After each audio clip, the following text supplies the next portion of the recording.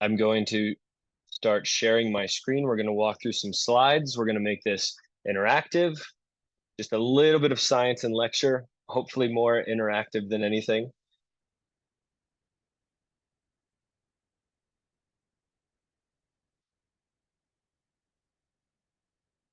Okay, so hopefully by now you all can see my screen. As more and more folks are joining, I'm going to do my best to stay on top of admitting new folks. But yeah, so welcome everybody. We'll get going. I want to make sure that we respect everybody's time and that we're on time.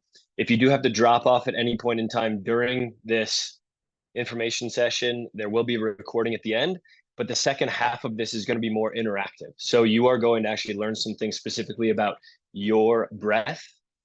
We're going to do a few assessments, and then we're actually going to walk you through some actual breathwork exercises on how to make some of these exciting, fun changes in our body that help us perform better at altitude. I'm going to just continue to admit the folks that are coming in. A quick note, I am Anthony. For those of you that didn't catch my short introduction here at the beginning, I'm Anthony. I am a native English speaker. Therefore, I am probably going to talk a bit fast at times, okay? I'm going to do my best to slow things down. I know we have an international crowd with us today. If at any point something doesn't make sense or you want me to repeat myself or slow down, please just fire away in the chat. I will slow down for you. It's nothing against you. It's just sometimes if I get a bit excited, I'm going to talk a bit faster. So with that being said, everybody welcome to the information session on high altitude breathwork training. I would like to start things off today by messaging here in the chat your name, where you're calling from, and any interesting project or challenge or race that you've got that you're training for. I would love to hear from the people that are on the call, just where you're from and yeah, what you're training for, if you're training for anything specific.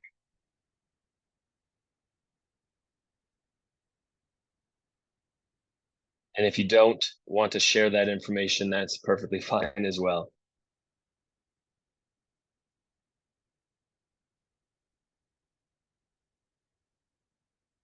I actually don't even know how to chat. Okay, so I am ready for any of the chats that come through. So if you're going to drop that in at any point in time, please do. Welcome. We've got someone from Brazil training, be a better breath coach. Love that. Ivana, no worries, not training for anything at all. That's cool. Hi, Vinayak from Nepal. Awesome. John coming from Berkeley. Welcome. All right, Josh, going from Anchorage to Leadville. I love it. I am calling in from Colorado, Boulder, Colorado specifically. So I'll be welcoming you soon, I guess. I plan on being there at the Leadville 100. So cool.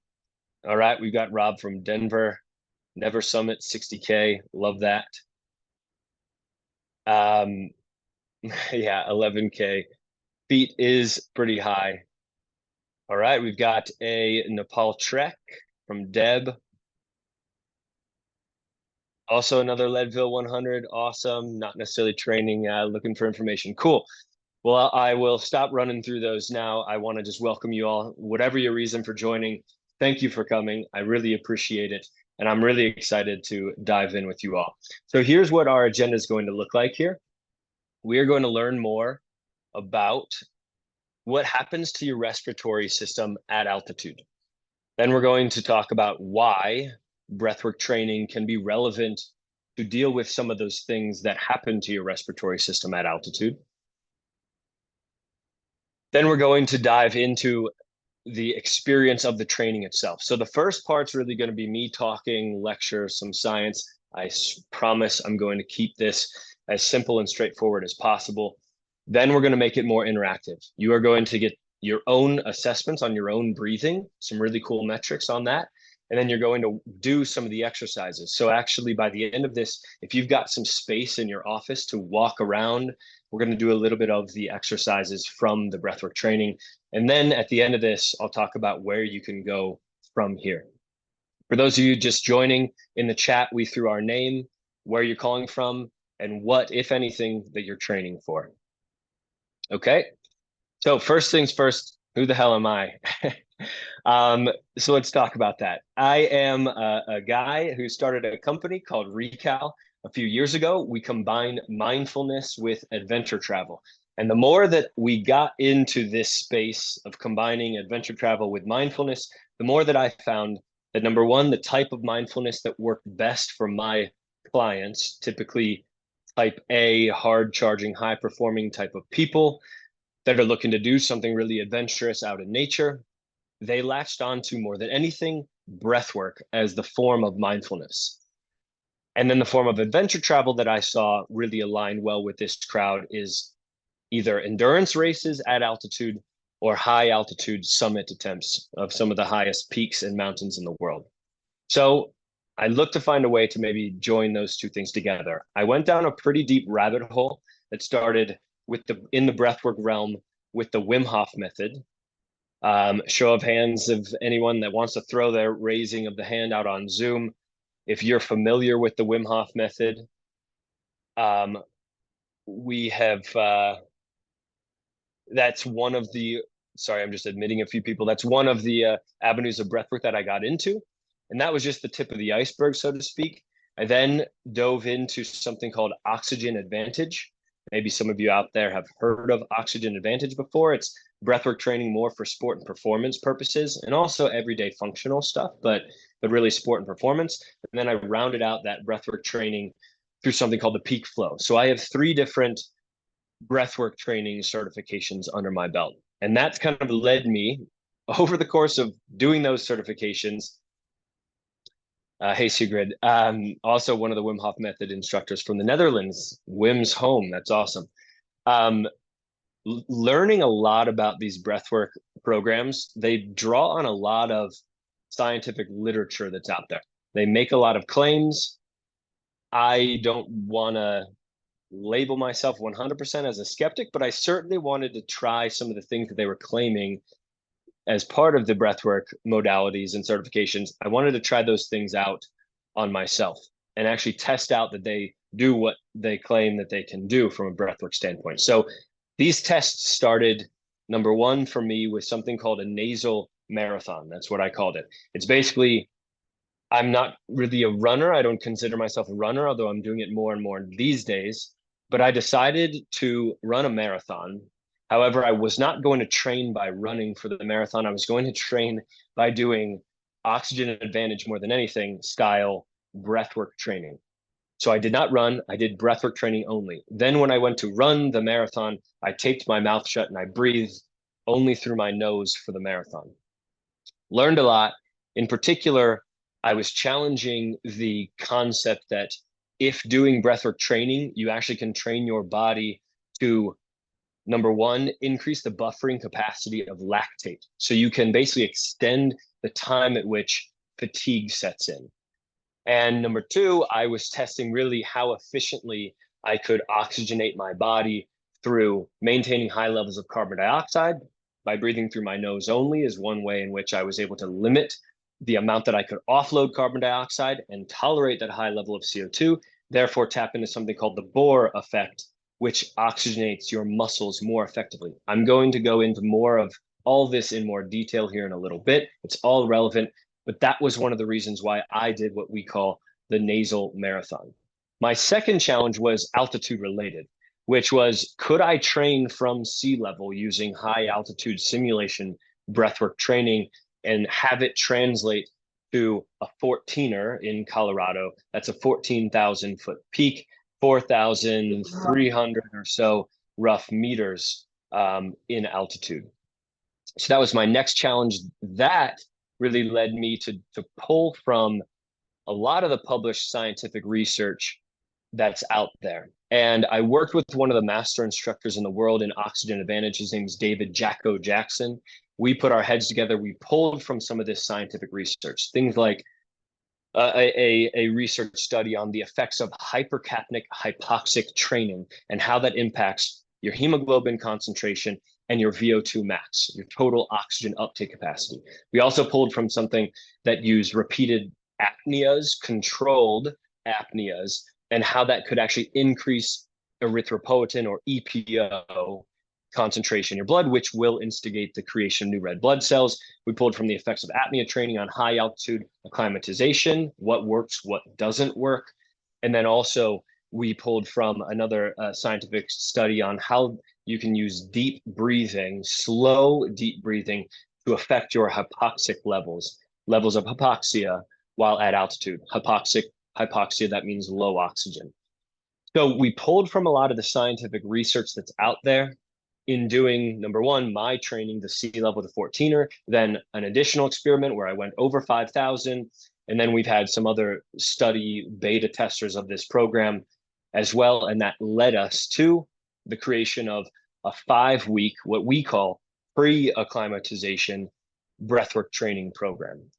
Pre-acclimatization meaning the last, basically, fitness training block of training that you have before you show up at altitude, roughly the 5 weeks before you show up at altitude. So we drew from both the published scientific research and then personal experiments with myself and other people that led us to creating this program. We've then gone and worked with some clients that have gone to some high mountains, trekked at Everest Base Camp, Cotopaxi, Pico de Orizaba in Mexico. I think I saw Raimundo join, an IFMGA certified mountain guide. Hey, Raimundo. We've had people go to other parts of the Himalayas, Pakistan. I don't know if Umar is in here, the founder of Beyond the Valley. So these are some of the places and people that have experimented and done this breathwork training and shown results on the various high mountains in the world. So that's a bit of background on who I am, where this breathwork training experiments and studying and iterating and tweaking have kind of led us to this point.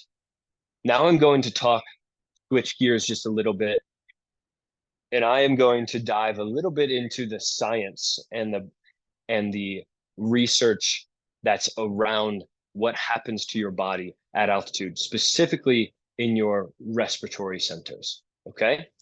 I want to make a disclaimer though, I am not a medical doctor, all right? So please do your due diligence when it comes to your own health, your own body, to consult with your doctor on any of these things that I am sharing with you, of course, today. I want you to be safe more than anything when you arrive on any mountain. So let's begin. What happens at altitude? There's really 3 key areas that I want to focus on for this particular call. The first thing that happens at altitude is you experience an increased respiratory rate. That means your body is trying to exchange gas more times per minute, so it's going to breathe more times per minute. That's an automatic response from your body at altitude. Number 2, you have an increased heart rate. Those 2 things, by the way, go hand in hand. That's your autonomic nervous system working in tandem with each part of the nervous system. When you breathe more, your heart is going to beat more. So you have an increased heart rate. In particular, what your heart is trying to do is pump more oxygen-rich blood. We'll get into what that means here in just a little while. And then lastly, my favorite of the little logos here is a pee splattering on the ground, which means you have increased urination while at altitude. In particular, your body is trying to get rid of bicarbonate, which is the byproduct of hyperventilation or overbreathing. That's respiratory alkalosis. Your pH rises because you're exhaling carbon dioxide more often. Byproduct there, bicarbonate. And your body is getting rid of bicarbonate through the kidneys, and that results in increased urination. So those are just three. A lot of things happen at altitude. I'm focused on just these 3 things and how we are going to discuss why maybe those things are problematic and what you can do from a breathwork training standpoint to address these three areas. So let's dive into each one of these individually here. Number one, of course, the increased respiratory rate. You're going to breathe more when you start at altitude. That's because there's lower air pressure as you climb. I assume that's somewhat obvious for those that are joining here, but as you move away from sea level, the air pressure becomes lower. Let's talk about some specifics around that. The partial pressure of oxygen, that is the pressure of just the gas oxygen in the total volume of air, is 160 millimeters of mercury. That's a unit of measure for pressure at sea level. So 160 millimeters of mercury at sea level. In comparison, for those of you out there that are running the Leadville 100 in August, you're going to face a level of oxygen roughly at that 12,000 foot marker in the mountains of 102 millimeters of mercury pressure of oxygen at that elevation. That's only 64% of the oxygen level that you face at sea level. If you are climbing Kilimanjaro and you reach the summit, you're landing at about an area that has 78 millimeters of mercury of oxygen. That's 49% of that compared to sea level. And then, of course, if you're making it to the summit of Everest, that's 53 millimeters of mercury, or only 33% of the oxygen level at sea level. There are some simplifications around this, but just bear with the somewhat oversimplified version of these partial pressures. So with the lower air pressure, then, that means you have less oxygen per inhaled breath. That is going to lead your chemoreceptors in your brainstem to be stimulated by the fact that they're bringing in less oxygen per inhaled breath. That's going to cause the ventilatory centers to respond in your body by attempting to breathe faster. Okay? I'm here to tell you, as a breathwork coach, after going through a lot of the breathwork trainings that I've done, I can assure you that it's not always better to breathe faster. This is one of the most fundamental key parts of this entire breathwork training information session right now, is that it's not always better to breathe faster, especially if you have poor breathing mechanics or if you lack diaphragm strength. And we'll get into more around that here in just a bit. So for starters, to address this increased respiratory rate component of things that happen to your body at altitude, one of the potential issues is actually in breathing faster. Now, let's back up a second. That was the increased respiratory rate component. Let's talk now about the increased heart rate component of what happens at altitude. In particular, I want to hone in on the oxygen-rich blood component here. Just a little note for those of you who are not on mute. If you could please mute yourself, that would be great, just so we don't get any background noise. Thank you. So let's talk about the increased heart rate and oxygen-rich blood. The kidneys in your body are receiving less oxygen. This is going to have them react in a way that they increase the synthesis or the creation of erythropoietin, or EPO. Some of you out there might be familiar with EPO, especially from the standpoint of some of the cycling doping issues that have happened in the past. EPO leads to the creation of new red blood cells, and that's what the cyclists that were doping were using that for, of course. Well, here, in the purpose of acclimatization on the mountain, your body's going to naturally create more EPO with your kidneys, and that's going to lead to the creation of more red blood cells. This, as I mentioned, is known as acclimatization, which is great. However, this takes time. So I won't talk about how long you need for acclimatization. I always refer to the local mountain guidance on that. Typically, it's hike high, sleep low is sort of that traditional concept. Pull on Kilimanjaro, which means slowly. These are all kind of nomenclature for acclimatization, but just know that this part of your mountain endeavors is going to take time. Never, ever dip out on or sell yourself short on time needed for acclimatization, okay? So that is the oxygen-rich blood, increased heart rate component of what happens at altitude. Now I'm going to talk about this fun part over here, the pee splattering logo, increased urination. In particular, we're focused on the fact that the body is trying to get rid of bicarbonate. So what is bicarbonate and how does it present itself in your body? Bicarbonate exists due to overbreathing at altitude. Remember what I mentioned earlier, what we looked at is you have an increased respiratory rate when you're at altitude. So you're breathing more times per minute. The byproduct of that action is bicarbonate, right? Sorry, one sec. The bicarbonate, or really just overbreathing, causes respiratory alkalosis. Alkaline, meaning your pH is increasing. This does something which limits what's called the Bohr effect, B-O-H-R, Bohr effect. A Danish chemist named Christian Bohr found this in the early 1900s, which basically shows that the oxygen molecule that the hemoglobin in your red blood cells, those are your oxygen carrying cells in your blood. There's a protein in the red blood cells called hemoglobin. That hemoglobin is what actually attaches itself to the oxygen molecule from your lungs. This is how oxygen gets delivered and distributed through your body. In a higher pH environment, in other words, if you're overbreathing, you're offloading carbon dioxide, this leads your pH to a higher level. The hemoglobin is not going to release the oxygen as quickly as it does in a lower pH environment. This is maybe the second most important point that I'm making in this entire presentation here, is this concept of the Bohr effect. Oxygen will not get released by your hemoglobin as easily in a higher pH environment. In other words, if you're overbreathing, your oxygen is not going to release your hemoglobin is not going to release oxygen to the muscle tissues, to your organs, all the places throughout your body that need it quite as quickly.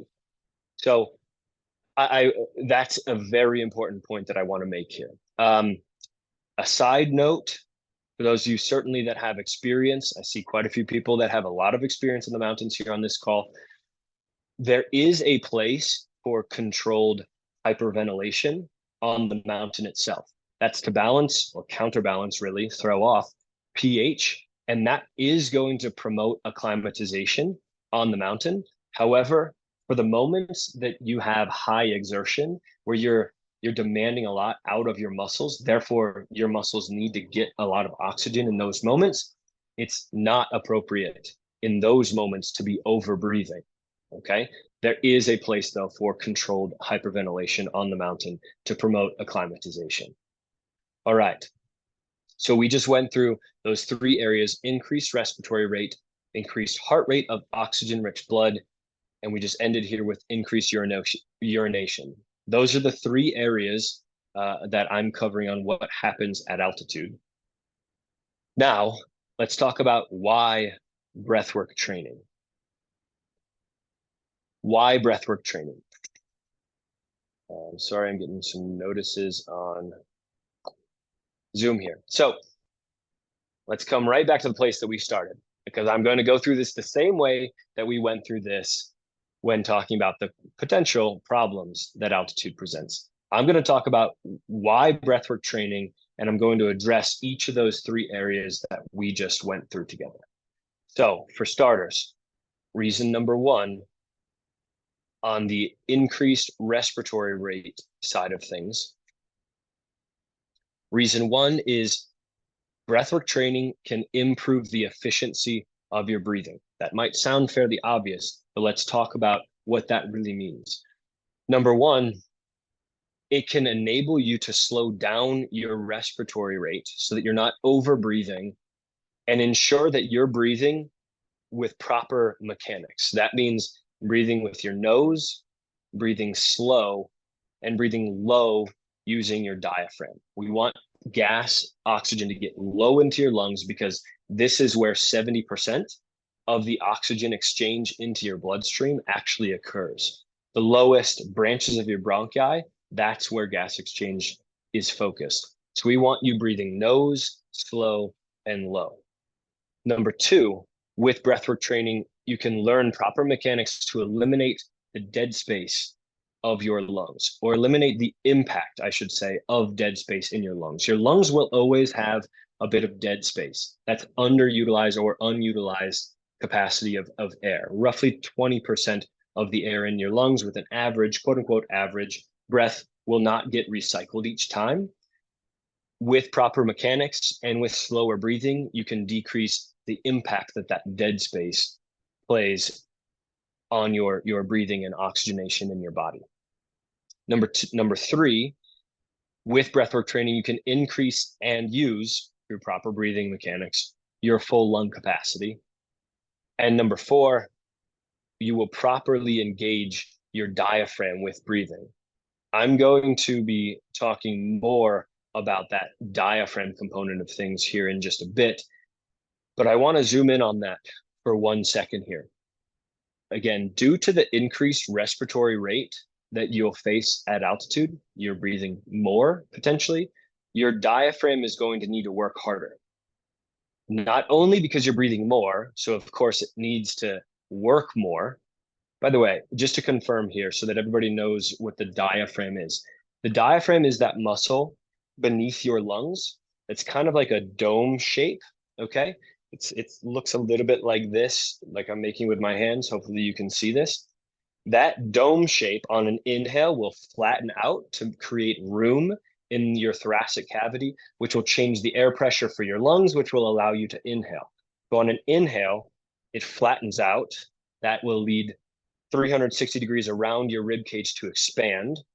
And then on an exhale, it'll curl back up into more of a dome shape on the exhale. So that, again, is your diaphragm. When you breathe more, your diaphragm hopefully is going to be engaged more. Therefore, it's going to need to work harder. But not just is it working harder from a volume of breath standpoint, it's working harder to pull in the air due to the low pressure outside of your lungs.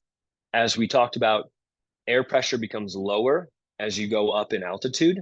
That means that air, as always, moves from a high pressure volume to a low pressure volume. If the air outside your lungs is lower pressure, which it is lower and lower as you go up in altitude, that means the air is not going to move as easily into a higher pressure volume. That means that your diaphragm needs to work harder to pull in the air into your lungs. So not only from a volume standpoint does it need to work harder, it also needs to work harder to pull in the air. So your diaphragm is really, really important when it comes to breathing at altitude. And I'll get into that a bit more in just a little while. So now coming back, we're going to hone in now on the increased heart rate component, in particular on that oxygen-rich blood side of things. So reason number two why breathwork training can be effective for this is that you can make physiological adaptations in your body, in particular, two areas. Number one, using breathwork training, you can actually increase your red blood cell count. That's your hemoglobin through erythropoietin release, or EPO. You can actually do breathwork training exercises that simulate high altitude, which will cause the creation of EPO, or increased synthesis from your kidneys of EPO, which will create new red blood cells. That will make you more ready for the acclimatization that you'll face soon on the mountain. That's why we call it pre-acclimatization, increased red blood cell count. Then you can show up to the mountain with some of those new red blood cells already ready to go. Number two, out of reason number two, in terms of adaptations you can make, and this one's very important, is that you can improve your CO2, carbon dioxide tolerance. That means you can tolerate lower pH levels, prevent overbreathing, and fully embrace the Bohr effect, which is that concept I mentioned earlier, where the hemoglobin releases oxygen throughout your body more easily in a lower pH environment. So the only way for you to withstand a lower pH environment is if you have a strong CO2 tolerance. In just a little while, you are going to see in your own body right here on this call what your CO2 tolerance looks like. We're going to do a breath assessment here in just a bit where you're going to see what your CO2 tolerance is actually like. And then you're going to learn about some exercises that you can do to improve your CO2 tolerance. Now, the third area here, we're going back to the urination. I just love that little logo there. No, I'm just kidding. We're not going to go back to urination. We're actually going to jump right back into the increased respiratory rate here. Because there's another point that breathwork training addresses, and that is reason number 3. We do specific exercises in the breathwork training that will strengthen your diaphragm. And not just your diaphragm, by the way, your intercostal muscles as well. Those are the muscles in between each rib of your rib cage. Those are your intercostal muscles. Both of these muscles are very important for breathing. Diaphragm being your primary breathing motor muscle, intercostals being more of a secondary breathing muscle, but important nonetheless, especially on the inspiration or inhale side of things. So as I mentioned before, you have an increased need to pull in that lower pressure air.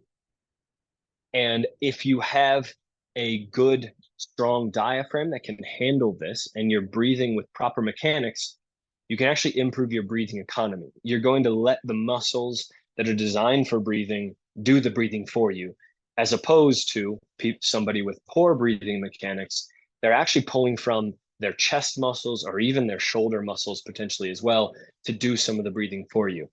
That is not good from a breathing economy standpoint, which will then translate to your overall movement economy standpoint, the efficiency with which, from an energy exertion standpoint, that you move through the mountain. You will, with proper diaphragm strength training, you'll be able to improve the gas exchange, the O2 into your blood, because your diaphragm promotes lower lung breathing. It brings the air lower, deeper into your lungs, which again is where most of that gas exchange actually happens. And there, as you can see in red in those muscles there, that is your diaphragm, that muscle beneath your lungs. And then your intercostal muscles are that picture on the left in between each rib in your rib cage. All right, so again, to recap, the 3 reasons why we do breathwork training to address the situation you'll face at altitude are, number 1, I'm going to fly back through this because I don't have a summary slide. Number 1, to improve the efficiency of your breathing. We want you to breathe through the nose, we want you to breathe slow, and we want you to breathe low. Number 2, you can make physiological adaptations in your body, starting with red blood cell count and CO2 tolerance.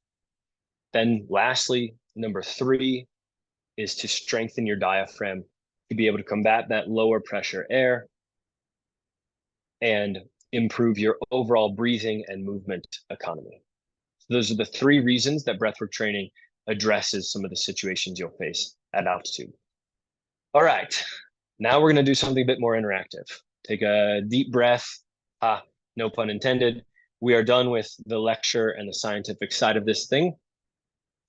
Let's do a little breath assessment on you yourself. The breath assessment we're going to do today, and by the way, in the full 5-week training program, we do 3 breath assessments. Today, for the sake of time, we're just going to do 1, and that is the carbon dioxide tolerance test. The way that a CO2 TT, as I like to call it, works is from a seated position. So this first little interactive moment here, this is going to be from a seated position. In just a little bit, we'll get up and we'll actually be moving somewhat. But for this, from a seated position, breathing through your nose, we're going to take 3 calm, normal breaths in and out through your nose, just to achieve baseline in your breathing. Then after that 3rd breath, you're going to take a really deep inhale to fill up your lungs as much as you can. This is also not just a carbon dioxide tolerance test. This is also testing your total lung capacity here as well. You're going to take as deep of a breath as you can in through the nose, fill up as much as possible. And then at the top of that inhale, we're going to start a timer and you're going to exhale for as long as you possibly can. You're trying to make that exhale last as long as possible. Through that exhale, you're going to be working with that panicky feeling of breathlessness. That means that carbon dioxide is rising. That means that your pH is dropping. This is testing your carbon dioxide tolerance. And you're going to try to elongate and extend that exhale as long as you can until you get to the point that you're squeezing the air all the way out of your lungs. When you reach the point that you have to take that new breath, go ahead and look at the timer, and the time shown is going to be your personal carbon dioxide tolerance test, or CO2 TT. Okay? So I'm going to go ahead and guide you through this breath assessment now. So from that seated position, I want you to relax yourself, have a tall, straight back, tall spine, extending upward toward the ceiling or the sky above you. Arms just relaxed to your side. Focus on your breath. We're going to take 3 normal breaths in and out through your nose. Go ahead and inhale in through your nose. And now a normal exhale through your nose. Good. 2 more. Inhale in through your nose. And now a normal exhale. Last breath. Inhale in through your nose. Normal breath out. Now begin that deep inhale in through your nose, sniffing in as much air as you can. And now begin that slow exhale. It's so slow you can barely tell that you're exhaling. You can close your eyes, just relax as you exhale. Again, barely tell that the air is leaving your nose. You're exhaling here for as long as you possibly can.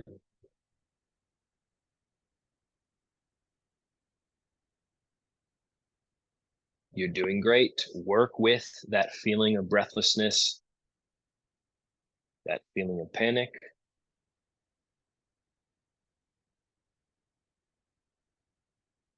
Keep going. I'm going to let the timer continue to run for those of you still exhaling. Great job.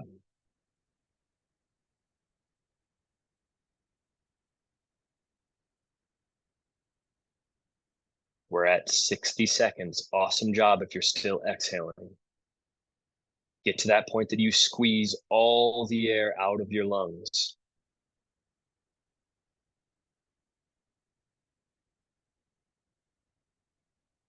I'm still letting the timer run. We're going to go for 5 more seconds here.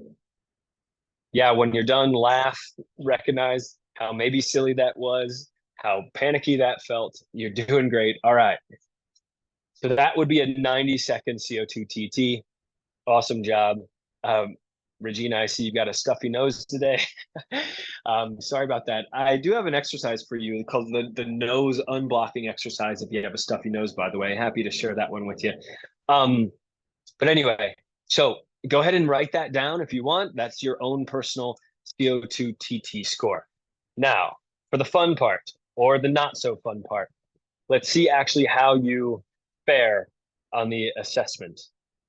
So if you are within that 20 to 40 range, that's kind of that lowest level of CO2 TT score, strong sign that you likely do have some level of dysfunctional habits to your breathing. If you're in that 40 to 60 range, somewhat better, but still some signs that you have things to improve with your breathing. That 60-second mark is sort of that threshold that shows, all right, we're into functional breathing, and you likely are doing some good things with your breathing.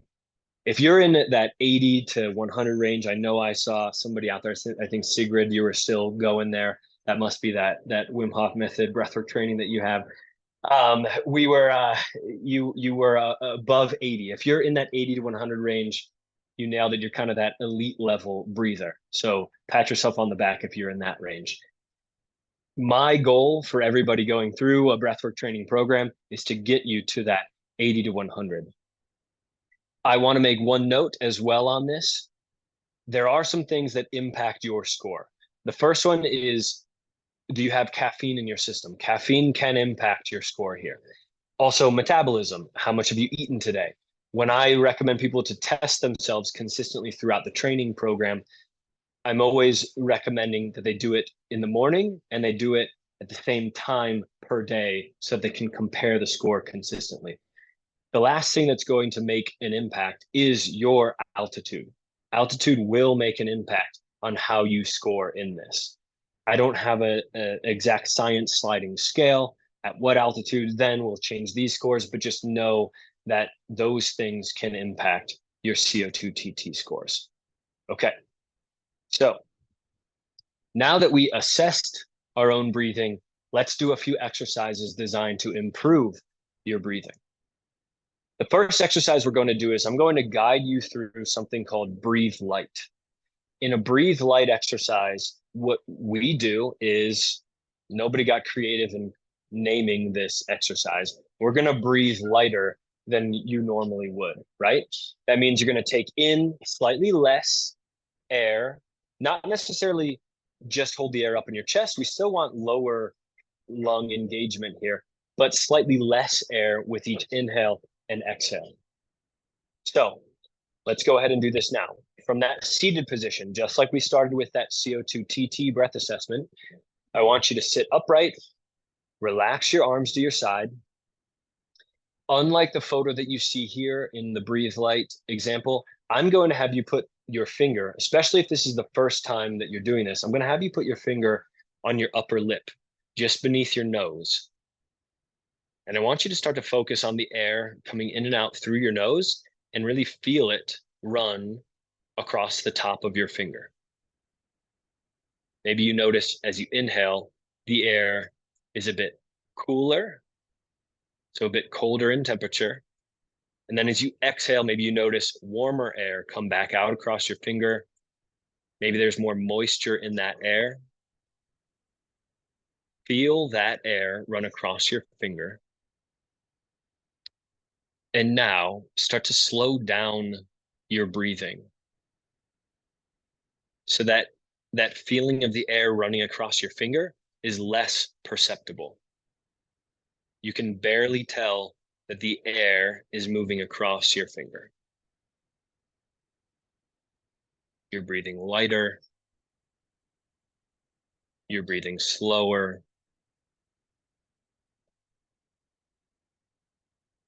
As you inhale, you're taking just a little bit of air in. And as you exhale, you're relaxing on that exhale. Very low volume of air coming out with each exhale. Continue to do this. If you have that breathing pace down, you can relax your arm to your side, but continue to breathe light. You may be at this point starting to feel like you need to take a big breath of air. That is called air hunger. So here in this moment, as you're breathing lighter, work with that feeling of air hunger. That's just a sign in your body right now that your carbon dioxide levels are higher and you're not letting your body exhale that carbon dioxide. That's leading the pH of your blood to drop. And what we're practicing here is, can you handle that feeling of air hunger? Can you tolerate that carbon dioxide? We're here just for the next 20 seconds or so. Continue to breathe light. Work with that discomfort.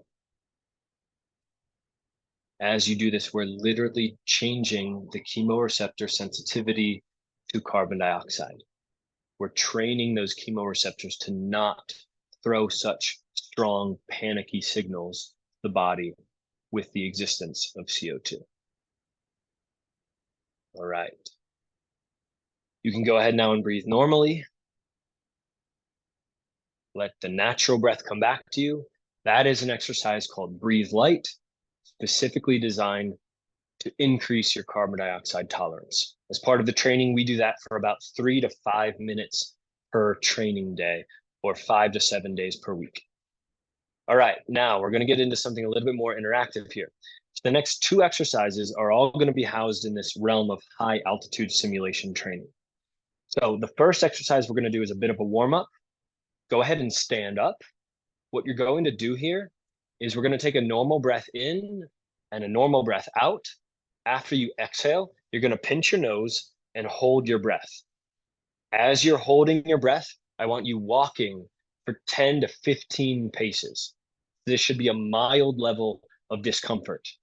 Walk those 10 to 15 paces, stop, allow your normal breath to come back, and we'll come back and we'll do it another 2 or 3 times together.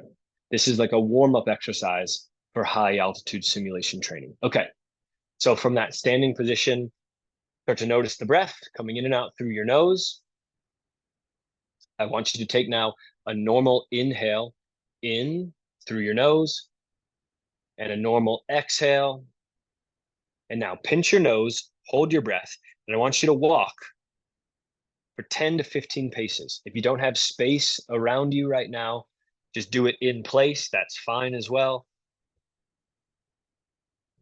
After you're done with those 10 to 15 paces, release your nose, breathe normally in through your nose. Now breathe normally for the next 30 seconds or so. 2 things are really happening here. Number 1, you are increasing your CO2 levels by holding your breath and walking. Number 2, you're harnessing the power of nitric oxide. Nitric oxide is a gas that's created nasally inside your nostrils. And when you do a small breath hold like this, and then you inhale, you're actually able to bring nitric oxide into your lungs, which helps with the gas exchange, oxygen into your bloodstream, as well as it helps to dilate your blood vessels. It's a vasodilator. Nitric oxide will open up those blood vessels to allow for more efficient oxygenation throughout your body. Okay, just one more breath now. Go ahead and inhale in through your nose.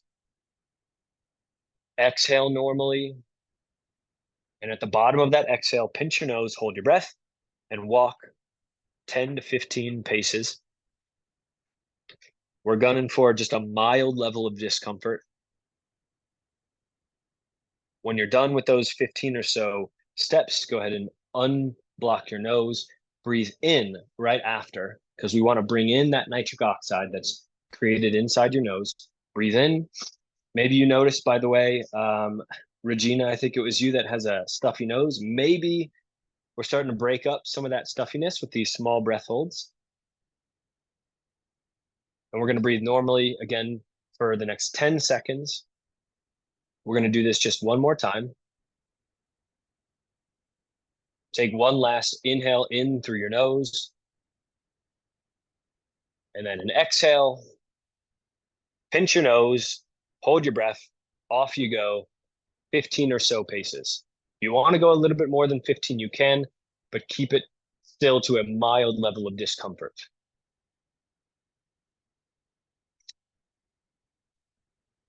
When you're done with those 15 or so paces, go ahead and allow yourself to breathe normally again.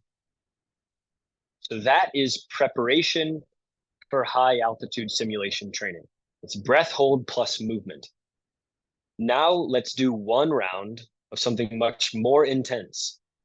If you have any sort of heart condition, or if you feel really stressed out right now, your nervous system is dysregulated, I do not advise you to do this. This can induce a very panicky feeling. We're going to do a more intense version of a breath hold plus movement.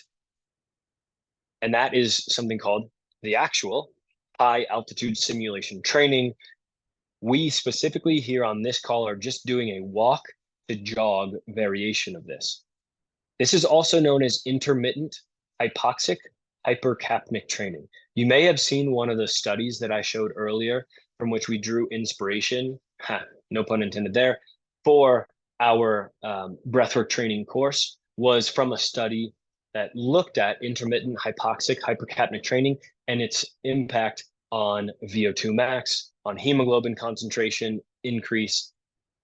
This is what we're going to do right now. Just a very short one round of high altitude simulation training, also known as intermittent hypoxic hypercapnic training. So The way that it works is from that standing position, we're going to take a normal inhale, just like we did earlier, and a normal exhale. You're going to pinch your nose and hold your breath.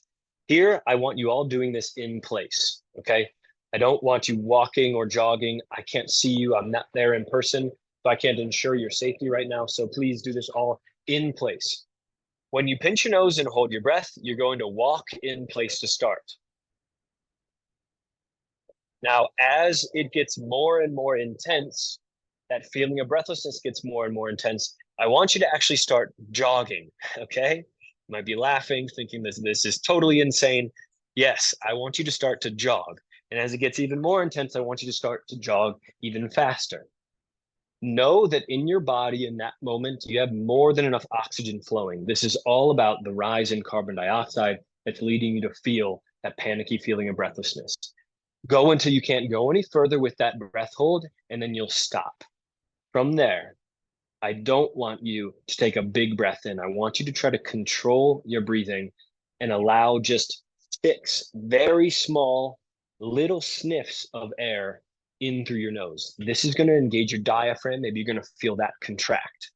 That it helps with the strength training. It's a contraction of the muscle of your diaphragm. That helps with the strength training of your diaphragm.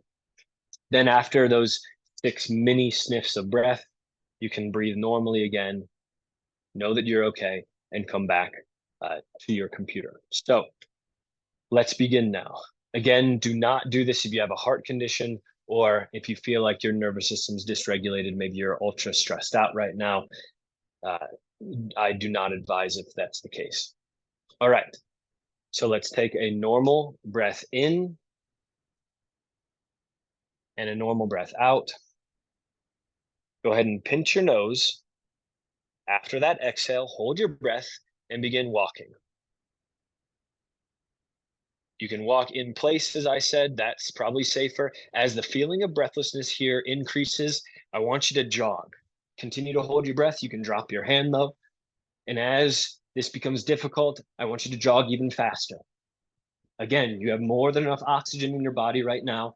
You're just working with the existence of CO2. Go until you can't go any further and take those 6 mini sniffs in through the nose. That's going to most likely engage your diaphragm. It's thinking you're taking a full breath. It's going to contract. It helps with the strength training of your diaphragm. You're working with the CO2 tolerance. When you're done, go ahead and allow yourself to take some normal breaths. Smile. Notice the colors around you. Notice your nervous system just upregulated. You're probably more than likely right now more aware of your surroundings. You're in that fight or flight mode. That's okay. Tell yourself, I'm safe. Take some nice, calm, deep breaths. So this is just a little step into one of the more intense exercises that are part of high altitude breathwork training, the walk to jog variation. All right. So we're going to move on. We're going to talk about where to go from here. So here's a few free resources that I have for you in case you're interested in diving in more deeply into all of this. Number 1, I host a Monday morning breathwork session every Monday.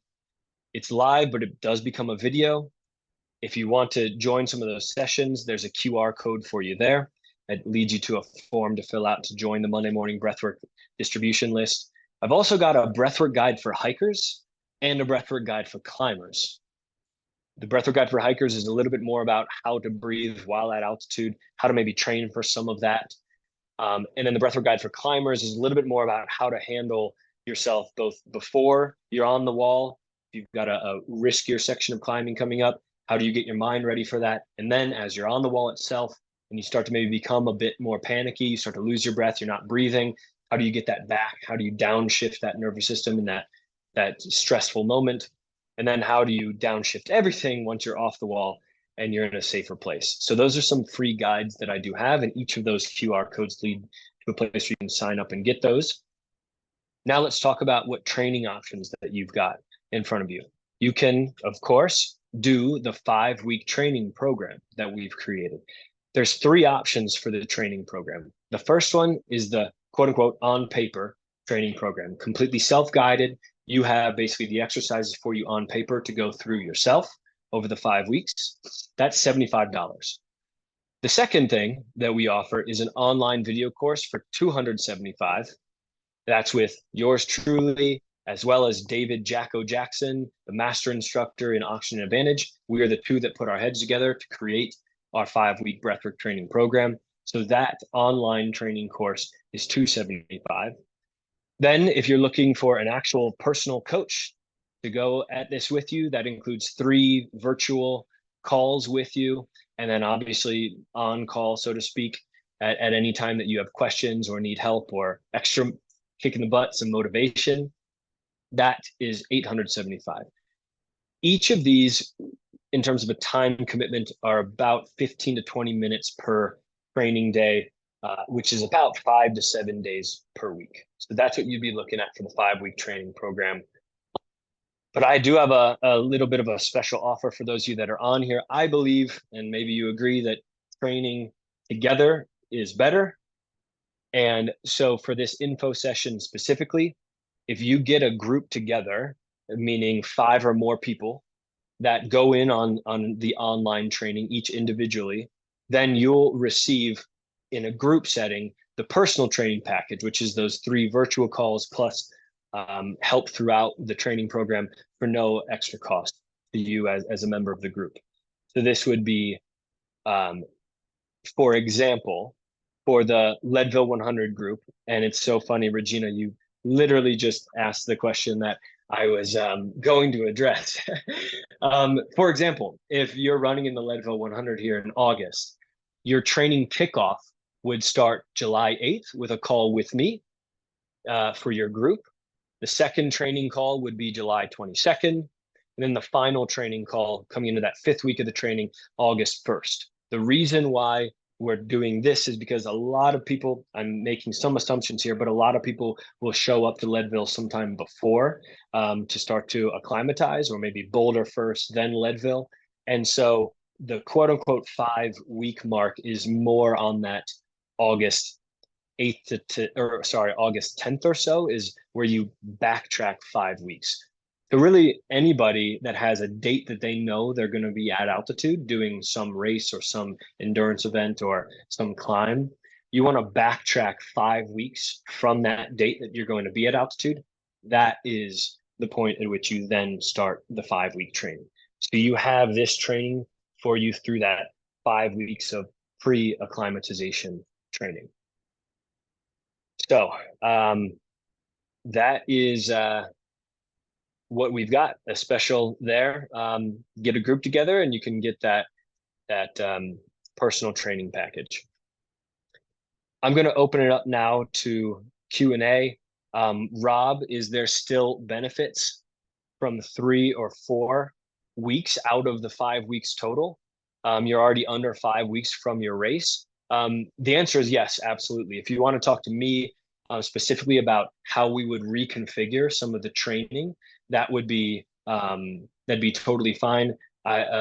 Mona here just said that she specifically did it for 3 weeks. I think that was leading up to your Pico de Orizaba trek, and so still saw some benefits in 3 weeks. Absolutely, Rob. We can make changes very quickly in a short amount of time, and so I could work with you specifically how to reconfigure that, condense it down a bit, and get the most out of your training. Other questions, I'll open it up. If you want to put them up in the chat, that'd be great. Good, Regina, that sounds good. You're going to be doing some acclimatization there in Steamboat and then Vail. Awesome. Yes, for those of you that need to drop off, obviously we are at that hour mark. So I hope that this was really helpful. How does this compare to an oxygen tent? That's a really, really nice question. So for those oxygen tents that are out there, like Hypoxico company oxygen tents, I don't necessarily have a strong opinion for or against them, just so that you know. Those are passive, right? They are just creating the external environment that then can create can create some adaptations in your body, right? The breathwork training is a bit more active, right? Number one, we are really forcibly going into creating more tolerance to CO2. We are more forcibly, so to speak, releasing erythropoietin. But more than anything, we're training the diaphragm. This is a strong distinction between what you get out of a tent versus what you can get through breathwork training, is that you're strengthening your diaphragm to help breathe better with that lower pressure air at altitude. So that is a strong distinction between Hypoxico. Also, of course, some of those tents, depending on which one you purchase, they can be extremely expensive. And on a comparative basis, breathwork training, if chosen to do either the 75 or 275 option, can be more affordable and accessible for a lot of people. There's nothing more accessible than your own body and breath. Josh, is there a Leadville group that you can join? Yeah, we have an ongoing upcoming group, and I'm happy to potentially throw you into that group. Maybe we can just touch base offline. Yeah, Regina, you did say it is more expensive, those tents. No worries, Khalid. Happy that you're here. John, little off topic. What kind of shoe do you recommend for altitude training? Barefoot shoes only, of course, John. No, I'm just kidding. No, man, whatever is comfortable for you. If I enjoy doing this out on the trail, and so I've got my trail shoes or my approach shoes, obviously, if I'm working with a more aggressive hill.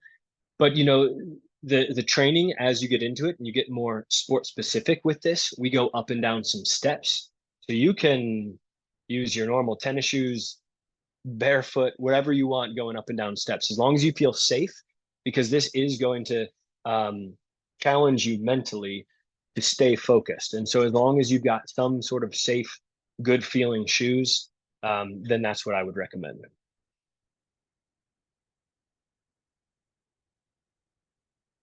Oh, and the masks. Okay, for Regina, the oxygen masks. This could be the sports mask by Oxygen Advantage or any air resistance mask. I personally am a fan of those. Not because I think if you put that mask on and you hop onto a treadmill, you're all of a sudden simulating a high altitude environment and you got no more worries ahead of you. You're good. No, not at all. The mask is good for two things. The first one is resistance strength training for your diaphragm, especially again on the inspiration.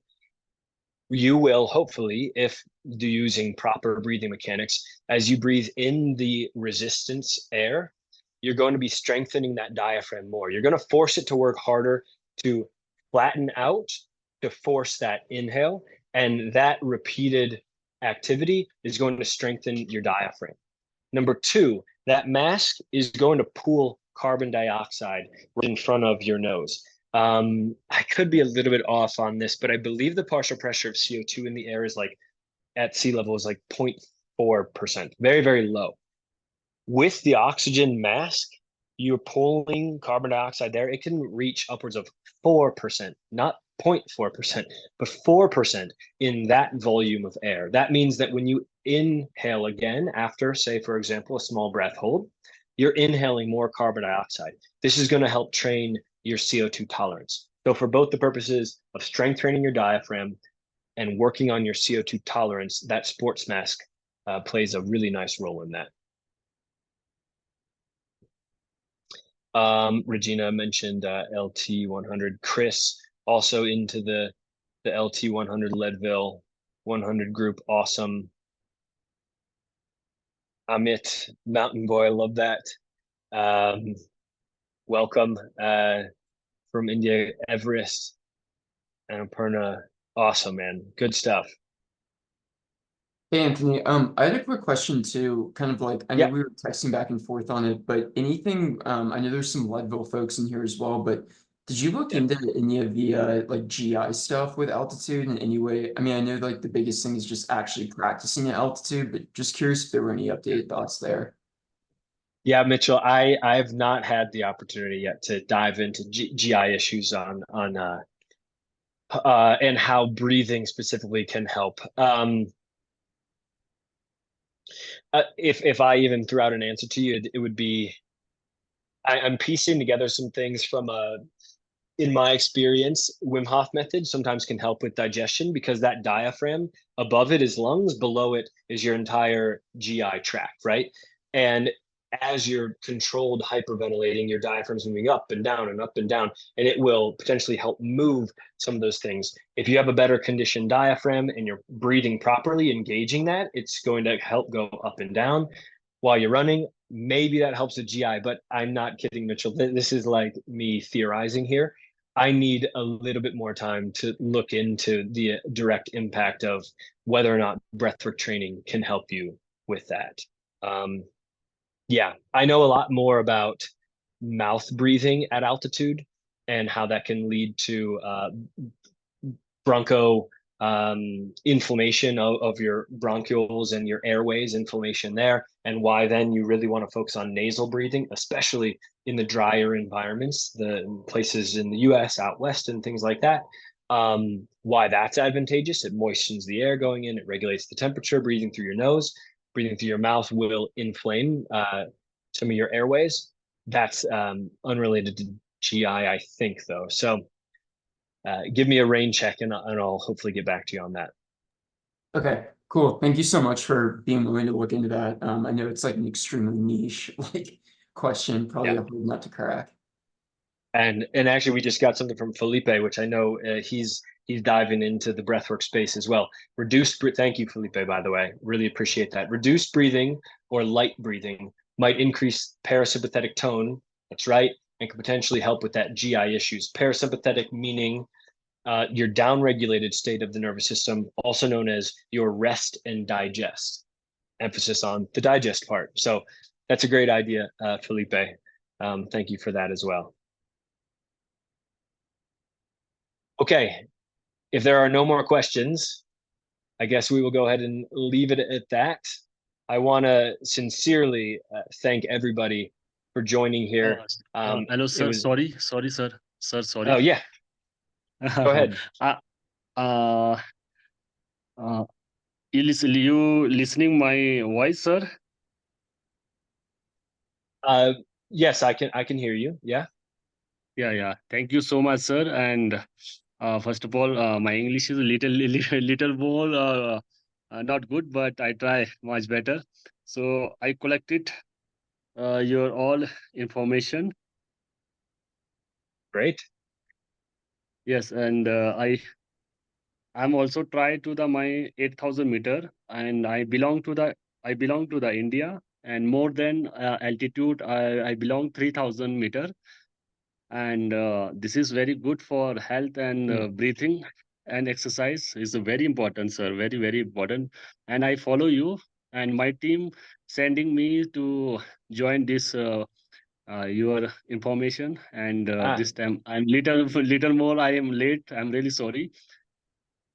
no problem. No, thank you for joining, Amit. Really appreciate you coming and having you. And if you want more information as well, or if there's any parts that you missed, I will make a recording available. Happy to talk to any of you also offline if you're looking for more information. But yeah, thanks for coming, everybody. Does anybody have anything else as we wrap up? And yeah, thank you, sir. And I'm so happy. I this time I climbed to the Everest, Kanchenjunga, and Annapurna. And this is exercise is very important because you climb to the 8,000 meter, almost sea level. This exercise is very important because sometimes like high altitude sickness and Yeah, echo problem you faced in the high altitude mountains. yeah. So I faced in my friend one casualty. He's like a echo, and sometimes Mm, people can't acclimatize, and very this is very danger for a higher altitude. So I try to yeah. the first of all more exercise and more train fit, and then you going to the 8,000 meter. And Mm, and more than India is like yoga is very important, like same like your exercise we are participate to the yoga. Like, I think you understand the yoga, like a simple yes. exercise, breathing exercise, something in the Indian style. So your information very good, sir. I'm really thank you, sir, and Yeah. I definitely join. Yes, sir. Yes, Yeah. sir. I, Thanks, Amit. Yeah, I appreciate that. And then everybody, we've got an 8,000er in our midst. That's pretty dang impressive. So good work, Amit. Yeah. All yeah, right, thank you, everybody. sir, and I hope you will come to the India and you visit to the Indian Himalaya. So I hope you Yes. we are welcoming you to in the Indian Himalaya. So people are interested to the exercise is very important. This for Yeah. information. So hopefully you come to the India. So All my right. side is a you welcome. Yeah, thank you very much. We'll have to touch base. I do plan on being there next year, actually. So we'll have to touch base. All Yeah, right, everybody. thank you, sir. Thank you Thank so you. much for joining, everyone. Take care. Have a Yeah, good day. yeah. Have a good day, Bye. sir. Bye. Bye, everybody.